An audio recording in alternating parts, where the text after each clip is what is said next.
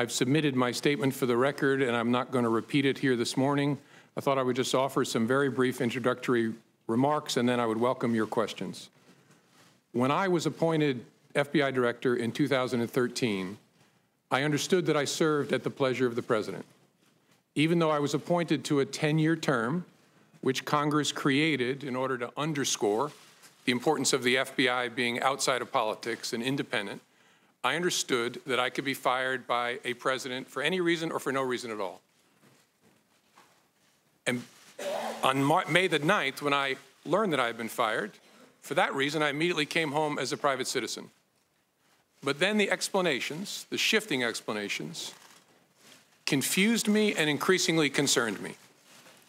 They confused me because the President and I had had multiple conversations about my job, both before and after he took office. And he had repeatedly told me I was doing a great job and he hoped I would stay. And I had repeatedly assured him that I did intend to stay and serve out the remaining 6 years of my term.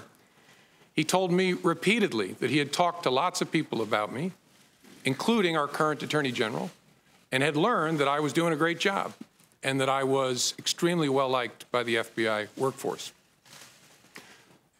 So it confused me when I saw on television the President saying that he actually fired me because of the Russia investigation, and learned again from the media that he was telling privately other parties that my firing had relieved great pressure on the Russia investigation. I was also confused by the initial explanation that was offered publicly that I was fired because of the decisions I had made during the election year. That didn't make sense to me for a whole bunch of reasons, including the time and all the water that had gone under the bridge since those hard decisions had had to be made. That didn't make any sense to me. And although the law required no reason at all to fire an FBI director, the administration then chose to defame me, and more importantly, the FBI, by saying that the organization was in disarray, that it was poorly led, that the workforce had lost confidence in its leader. Those were lies, plain and simple. And I am so sorry that the FBI workforce had to hear them, and I'm so sorry that the American people were told them. I worked every day at the FBI to help make that great organization better. And I say help because I did nothing alone at the FBI. There are no indispensable people at the FBI. The organization's great strength is that its values and abilities run deep and wide. The FBI will be fine without me.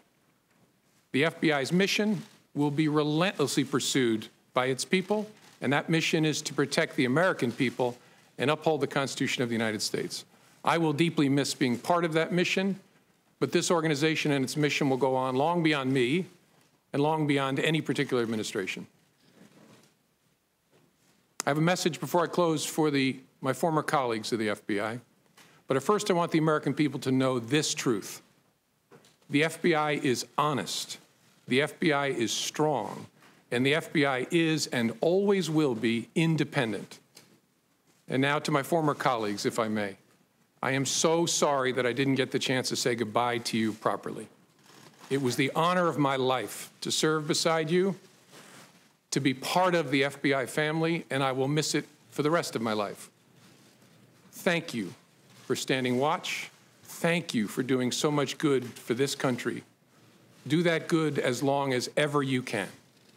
And Senators, I look forward to your questions.